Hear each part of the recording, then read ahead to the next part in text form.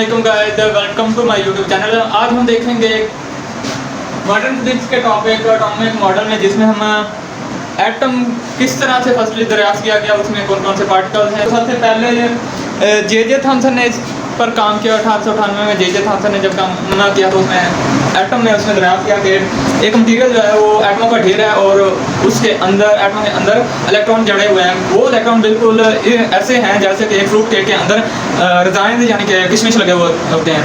तो फर्क करेंगे, ये हमारे पास एक एटम है, तो इस एटम के अंदर ये इलेक्ट्रॉन है नेगेटिव चार्जेस इसके अंदर लगे हुए हैं, बिल्कुल ऐसे जैसे कि फ्रूट केक के अंदर लगे होते हैं। स्टूडेंट्स, इसमें जो दूसरा एक्सपेरिमेंट है वो 1911 में किया गया। हैंस गाइगर और अर्नेस्ट मार्शल ने ये एक्सपेरिमेंट किया। इस एक्सपेरिमेंट में उन्होंने क्या किया कि अल्फा पार्टिकल सोर्स इस्तेमाल किया और उसके साथ एक लेड कॉलीमीटर को यूज किया गया। लेड कॉलीमीटर का क्या था? लेड कॉलीमीटर ये कहता था कि जो भी रेज आ रही हैं वो बिल्कुल एक सीधी लाइन में जा रही हैं। तो सीधी लाइन में जाने के बाद उसके बिल्कुल फ्रंट पर हमने एक गोल्ड फॉइल रखी। गोल्ड फॉइल से ये डिफ्लेक्ट होती हैं और कुछ अल्फा रेज जो है टकराने के बाद वापस आती हैं और बहुत सारी रेज जो हैं वो छोटे एंगल पर डिफ्लेक्ट होती हैं। डिफ्लेक्ट होने के बाद ये जिंक सल्फाइड स्क्रीन है। जिंक सल्फाइड स्क्रीन पर जब टकराती हैं तो यहाँ पर फ्लैशेस होती हैं। तो ये इन फ्लैशेस को हम एक माइक्रोस्कोप को इस्तेमाल करते हुए देखते हैं। तो इसके बाद यही सारा जो एक्सपेरिमेंट है ये रदरफोर्ड ने भी किया। तो रदरफोर्ड ने इन सारी चीज़ों से उसने कहा, रदरफोर्ड ने ये कहा कि अगर हम एक बुलेट को फायर करते हैं, एक गोली को पिस्टल में से फायर करते हैं और ये गोली जो है, ये जो फायर है एक टिश्यू पेपर के ऊपर करते हैं, तो ये उसने कहा कि ये इम्पॉसिबल है कि जो हम फायर कर रहे हैं ये टिश्यू पेपर पर टकराने के बाद वापस आ जाए और किसी दूसरे पे फायर लग जाए। तो ये ऐसा नामुमकिन है। तो उसने ये नतीजा खुद किया। अगर हम इसे सिंपल वर्ड में ये कहें कि ज़्यादातर रेज जो हैं ये छोटे एंगल पर रिफ्लेक्ट हो रही हैं, तो इसका उसने नतीजा ये अखज़ किया रदरफोर्ड ने कि एटम का ज़्यादातर हिस्सा जो है वो खाली है। क्योंकि ये हम देखते हैं कि जो अल्फा पार्टिकल हैं ये इलेक्ट्रॉन से तकरीबन 8000 गुना ज़्यादा हैवी हैं और इसकी स्पीड जो है 2.7 मीटर पर सेकंड है। जो इतनी हाई स्पीड से जब यहाँ पर टकराते हैं गोल्ड फॉइल से, तो इस छोटे छोटे एंगल पर भी रिफ्लेक्शन ये अदा करती है कि इसमें ज़्यादातर हिस्सा जो है खाली है और बहुत सारे पार्टिकल जो है सीधा चले जाते हैं जो इसको खाली ज़ाहिर करते हैं। तो यहाँ पर जो ज़्यादा बड़े एंगल पर रिफ्लेक्ट हो रहे हैं, इसका मतलब ये है कि इसके अंदर एक हाईली इंटेंसिव इलेक्ट्रिक फील्ड इन पार्टिकल पर अप्लाई हो रहा है जो इनको एक बड़े एंगल पर रिफ्लेक्ट कर रहे हैं। ये है कि इसमें जो पार्टिकल है ये बहुत भारी है, यानी एक एटम के अंदर जो सेंटर में इसके पार्टिकल है वो बहुत भारी है और इस पर पॉजिटिव चार्ज है। पॉजिटिव चार्ज और भारी होने की वजह से कुछ पार्टिकल से टकराने के बाद बिल्कुल वापस आ जाते हैं। तो रदरफोर्ड ने यह नतीजा हासिल किया कि हमारे पास जो एटम है उसके अंदर उसके सेंटर में, बिल्कुल सेंटर में न्यूक्लियस है और इसके ऊपर पॉजिटिव चार्ज है और इसके अंदर इलेक्ट्रॉन बिखरे हुए हैं। इस तरह से रदरफोर्ड ने ये एक्सपेरिमेंट को एक हतमी नतीजे तक पहुंचाया कि एटम हमारे पास किस तरह से है, उसके अंदर पार्टिकल्स कौन कौन से हैं। तो गाइस, उम्मीद करता हूँ आपको कुछ ना कुछ इस लेक्चर से इल्म हासिल हुआ होगा। तो आप हमारी वीडियोस को लाइक और शेयर करते रहें, सब्सक्राइब करते रहें ताकि न्यू आने वाली हर वीडियो सबसे पहले आप तक पहुंचे।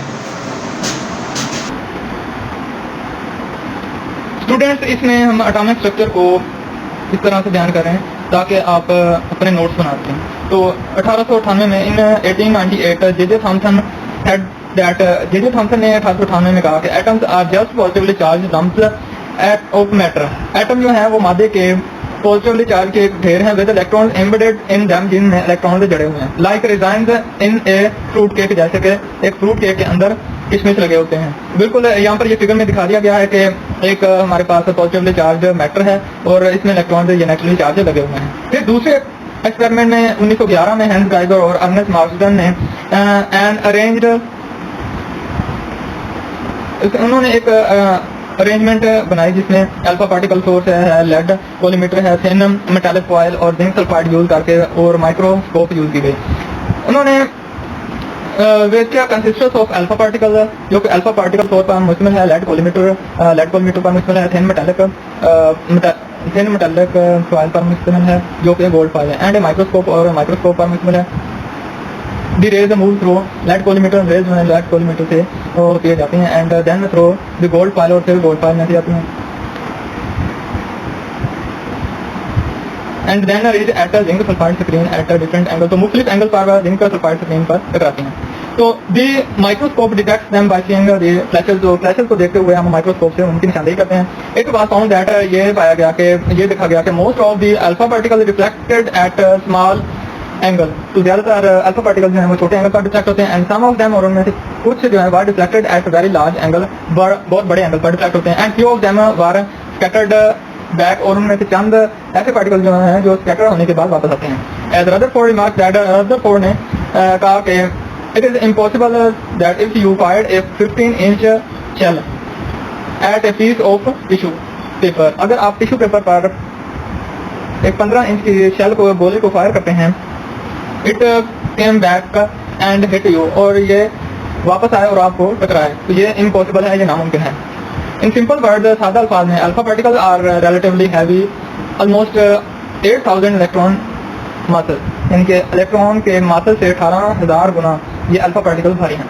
एंड दो यूज इन दिस एक्सपेरिमेंट, जो कि इस एक्सपेरिमेंट में इस्तेमाल हुए, हैड हाई स्पीड, इनकी स्पीड जो है बहुत ज्यादा है, टिपिकली जो तकरीबन 2.7 मीटर पर 2.7 मीटर पर सेकंड। तो इट वाज क्लियर दैट, तो इससे ये वादे हो जाता है कि powerful force were needed to cause such mark deflection. जो डिफ्लेक्शन हमें ज़ाहिर हुई है, तो इस डिफ्लेक्शन के लिए पावरफुल फोर्स की जरूरत होती है। तो रदरफोर्ड फाउंड दैट, रदरफोर्ड ने ये देखा कि atoms was compose of heavy टिनी particle, atom जो है जो भारी छोटे छोटे पार्टिकल से बना हुआ है, चार्ज पार्टिकल से बना हुआ है। इन इट्स सेंटर, इसके सेंटर में जो मौजूद है कॉल्ड न्यूक्लियस, जिसको न्यूक्लियस का नाम दिया गया।